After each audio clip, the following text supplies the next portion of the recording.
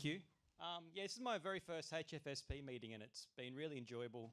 A lot of the stuff is very different, which I like, and I'll continue on that theme, something very different, which is looking at lipids and particularly lipid diversity and lipid complexity in synapse and how these might be important for synaptic function.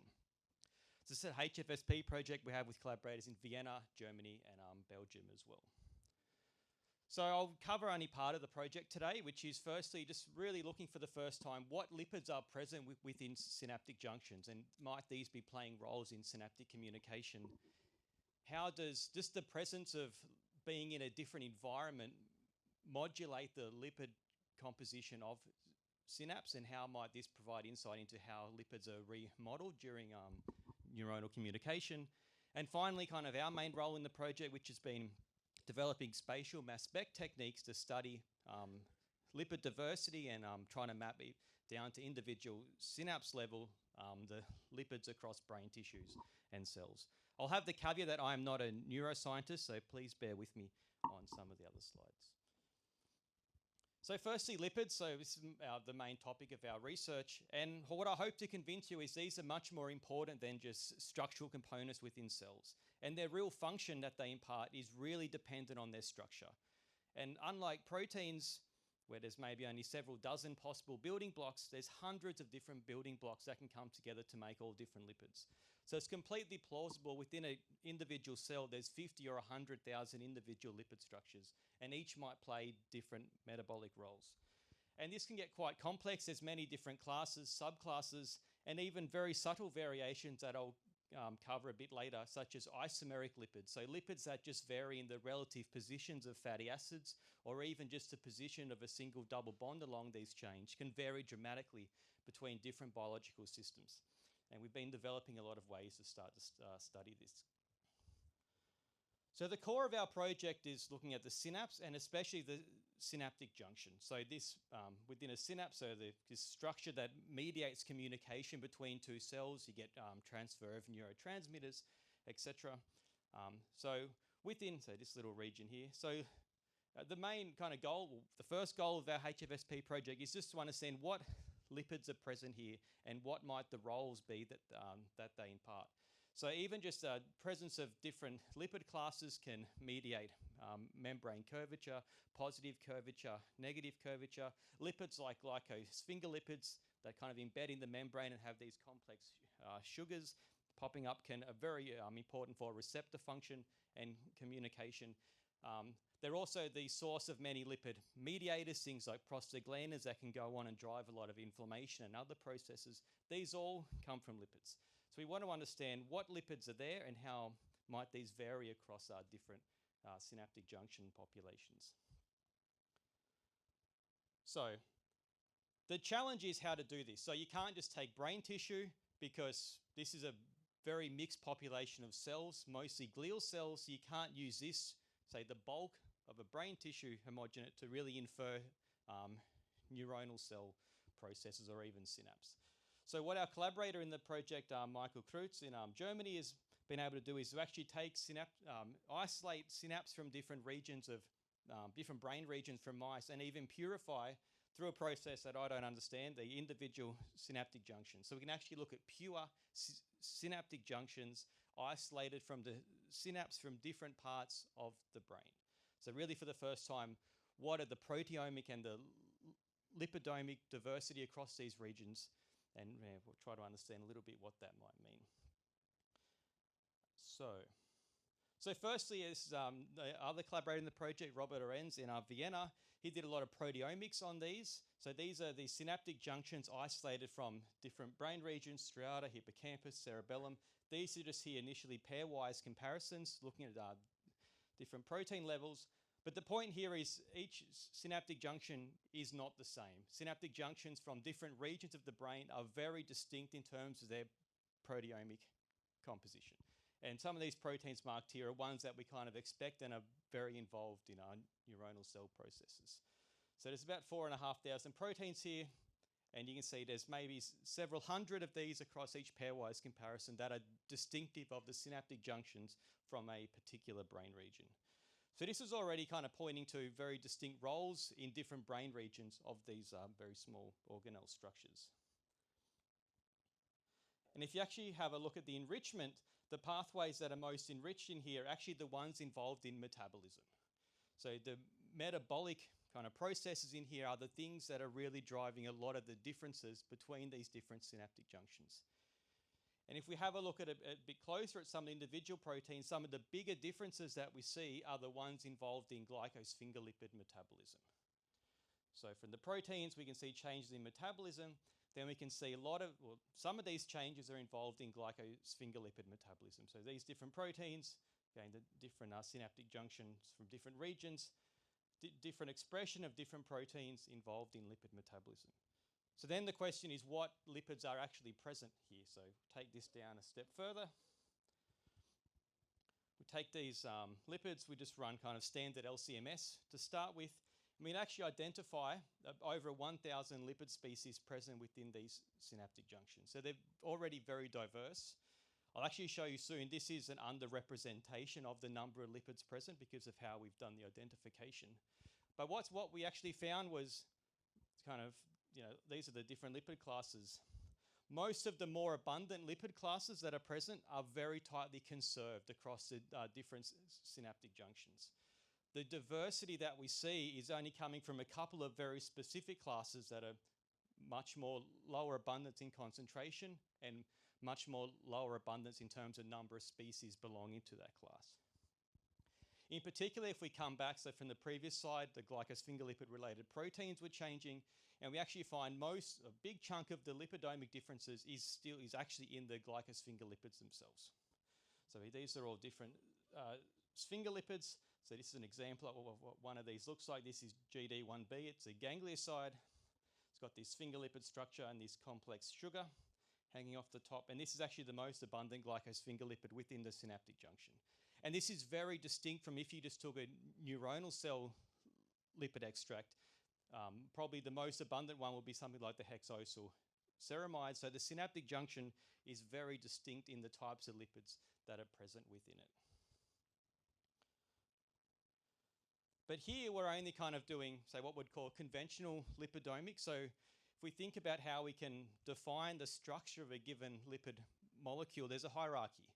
So we can start off with knowing the class, or what we call the sum composition, which is kind of where we've got to in the previous slides, which means we know the lipid class and we know the number of carbons and fatty acids that are present. Maybe we know how they're distributed amongst individual fatty acids, but that's it.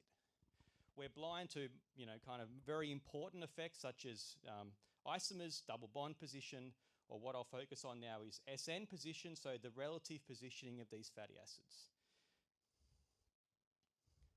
So why this is important? So these lipids undergo a lot of remodeling processes, acyl chain remodeling. And a given lipid molecule might remodel its acyl chains up to 20 or 30 times before it gets metabolized into something else. So this is happening a lot and is very related to the environment that lipid is present in. And this mostly occurs through the land cycle. So what this is, we have a lipid, phospholipase can cleave off a fatty acid. In your textbook, this would be almost always phospholipase A2 would cleave off the fatty acid here at the SN2 position, but there are phospholipase A1 enzymes. So you make this lysolipid, so one of the fatty acids is gone. But even here, you can introduce more diversity. So depending on pH, these fatty acids can migrate between these two positions. Then you can have different acyl transferases that can then reattach a fatty acid onto this free position. And these enzymes, these have very different specificities for the fatty acids, for the lipid class, and for the environment. So we can really end up with a lot of diversity in the lipids simply coming through this chain remodeling process. And these different isomers can impart very distinct properties to the cell membrane as well. So one of the most common kind of downstream products of this is making inflammatory prostaglandin. So phospholipase A2 cleaves off arachidonic acid, and that goes into the prostaglandin metabolism, and that's where a lot of the inflammation in cancer arises. So it's a very important process. The question is, these are isomers, so how can we actually differentiate these? And kind of this is just another example, just showing why we might want to think about these. So this is a study from a few years ago now, 2014, where this group developed a very specific fluorescent antibody for PC18116 naught. So this is the non-canonical version of this lipid. So normally The more unsaturated lipid is at the SN2 position. But here what they see is the more unconventional form is really enriching the tips of the neuronal cells. So really, again, maybe suggesting some important role in synaptic function. I won't bore you through the mass spec details, but we've been developing ways we can study these using mass spec. So basic idea is we do an MS3 type approach, and then we do ion molecule reactions with ozone gas, and the products of that give us specific ions that then we can assign the different fatty acids belonging to different positions. So this was just a proof of concept. This is just on 4 different control cell lines, all cultured under the same conditions. And what we plot here is the ratio of the canonimer, so the conventional lipid that would be in the textbook. So the more unsaturated, longer chain fatty acid at the SN2 position over the apocrimer, which is the opposite, so the more unconventional form of the lipid. And what you can see here is different for different chain compositions, different cell lines really demand very distinct populations of these 2 isomers. But both isomers are always present. And what you can also see is lipids like PC are generally more unconventional in the isomer population compared to PEs that might reside on the inner leaflet of the membrane. So what we then thought is what might modulate this. So then we've looked at this experiment that Michael Kreutz has done, what he calls the enriched environment. So we take mice, they either live in 2 different environments for 6 weeks. The enriched environment, which looks quite fun, it's got a lot of toys in there, wheels, a lot of things for the mice to do, or just a standard housing. But they're all fed the same access to food and water. It's simply the environment they're living in. Then we take some of these synaptic junctions isolated from these mice and then have a look at is kind of acyl chain remodeling different within the mice that are present in these 2 environments, which might imply these particular lipids or these populations have an important role in kind of helping to define cognitive function. So there's a lot of data on this slide. I won't bore you through everything. The point here is most things are not changing very much, which is probably what we expect. So again, kind of this is our what we call the canonimer, something like this, or the apocrimer, so the arachidonic acid SN1. And this is just plotting the ratio of those 2 across different chain compositions, across the control and the enriched environment. So there's 3 data points for each, but each data point is the pooled synaptic junction extract from 8 mice. So there's really data from 24 mice here in each data set. But what was kind of interesting, if we zoom in a little bit more, we do find a couple of lipids that are changing. And these are particularly the ones that carry something like arachidonic acid or DHA 22,6 fatty acid. So you can see here, the ratio of these 2 isomers is enriched in the enriched environment versus those that aren't. At the moment, we're not really sure why this might be, but it is kind of really implying that these kind of even subtle changes in lipid structure and this metabolism that can convert lipids into different forms is really important for kind of the functions, for the communication and the response of these synapses to different environments. So finally, what we kind of also want to do is to eventually map how this might happen, not taking different structures from different brain regions, but mapping this directly within brain tissue. So our group does a lot of development in mass spectrometry imaging, which Ruben spoke a little bit about yesterday. But the point here is it's a label-free technique, and we can image hundreds to thousands of molecules at the same time, including those that you can't do with normal, say, immunofluorescence, so we can do lipids, metabolites. This is just some examples, just from brain showing that it works. But the point is kind of different commercial systems are limited in spatial resolution.